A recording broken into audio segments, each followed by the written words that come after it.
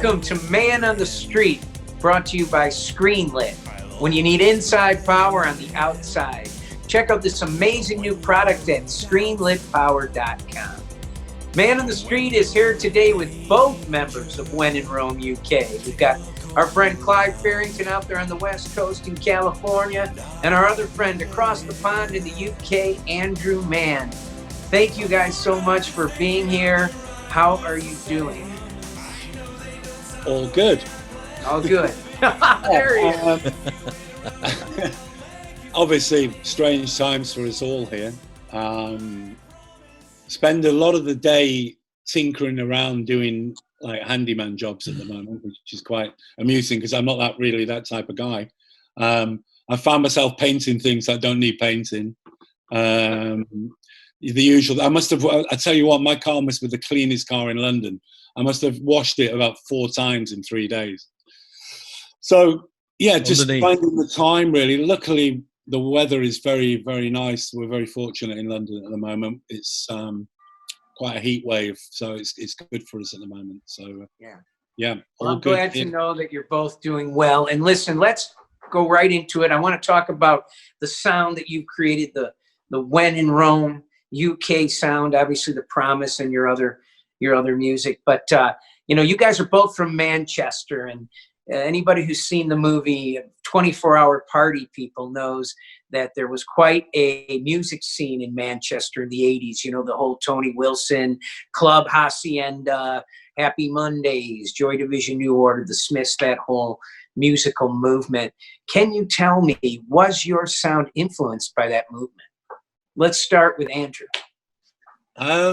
I would say we were influenced in the fact that Clive and I used to hang out in Hacienda.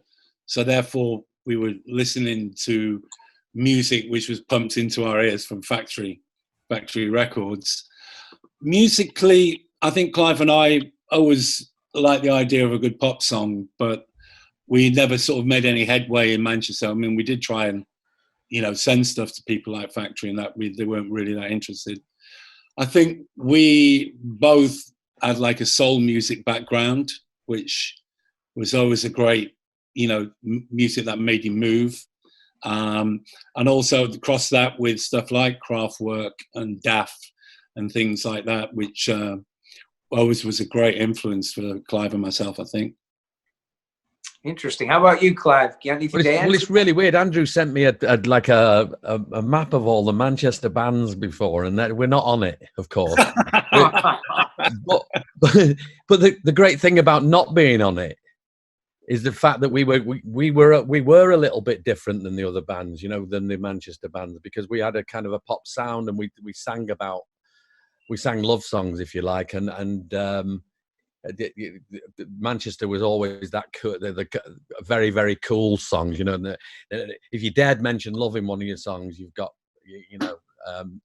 there was a problem. But that's what made us different, and I think that I'm quite proud of that. If I saw myself on a big plaque with the Smiths and New Order and everything else, I think that I didn't do the job right. You know what I mean? It's true that. I thought it was quite amusing, the fact that when I read it, and I thought, I've got to send this, Clive. There was bands on there that, existed. I'd never heard of. Like, they existed for like a week or something, The Jelly Frog. Yeah. Jelly Frog were much bigger than When in Rome in Manchester. Yeah, there you go. There's a band on there called The Panic. Now, The Panic was a guy called Ian Nunn that used to go to my school, and they had one single out which sold 400 copies, yet they made it on there. So there you go. Yeah. Well, let's forget about that list then. So you guys have both, toured the U.S. People in the U.S. just love you. And, you were on the Lost 80s live tour last so many years. You did a bunch of the shows at the 80s weekend at the Microsoft Center in Los Angeles. Do you have any stories for us or fun memories about those U.S. shows? Let's start with Clive. Yeah, of course, the Microsoft Theatre is a really a great venue, and it has a revolving stage. And Andrew and I are waiting to go on at the back, all set up.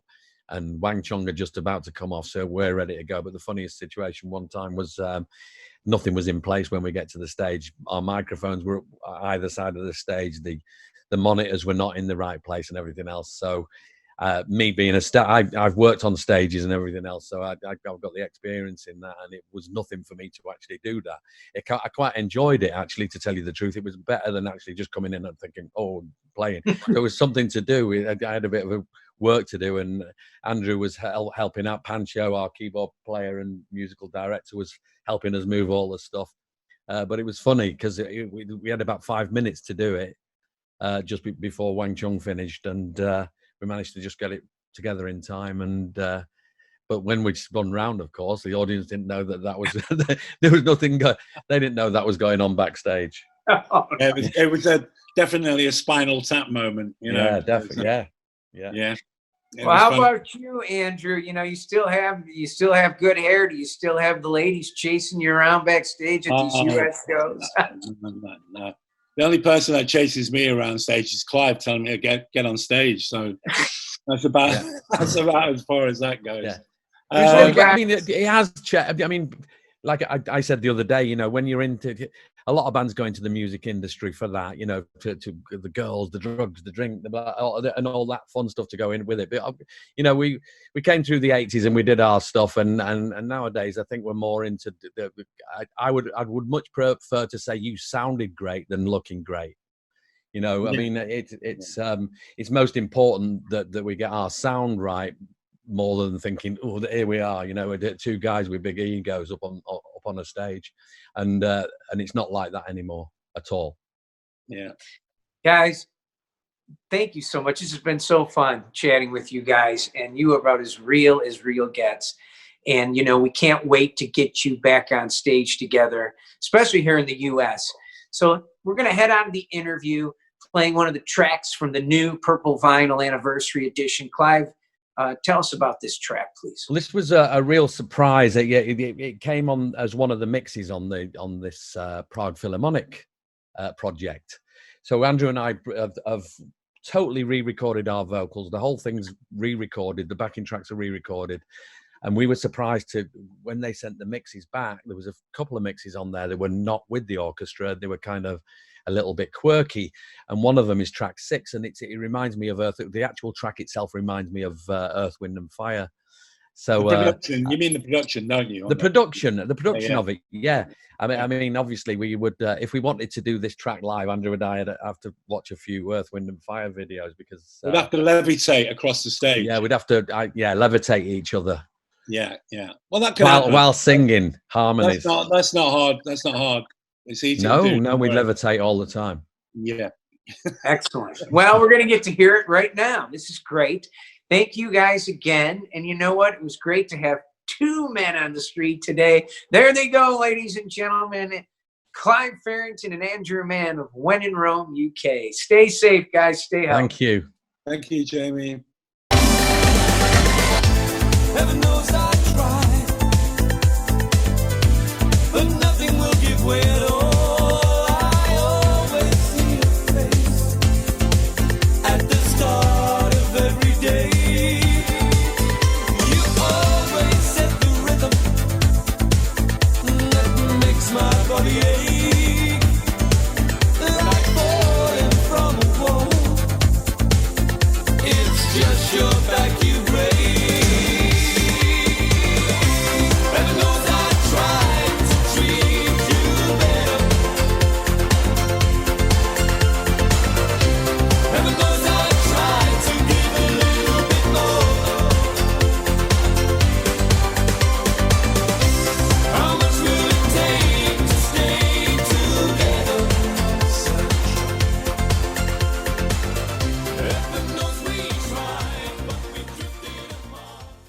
Hi, I'm Andrew from When in Rome. I'm Clive from When in Rome, and you're listening to 104.3 WLMC.